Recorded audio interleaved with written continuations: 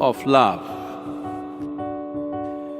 Is it the lines drawn by the unseen hand? Is it the lines traversed by the planets and stars? Is it the lines drawn by the social norms and taboo? Is it the lines etched upon one's hands or feet? Is it the lines of one's prejudice and pride? Lost in this needless intrigue, one lets life go by. Should humans explore the borderless nature of one's being? Lines have no meaning for a being lost in love.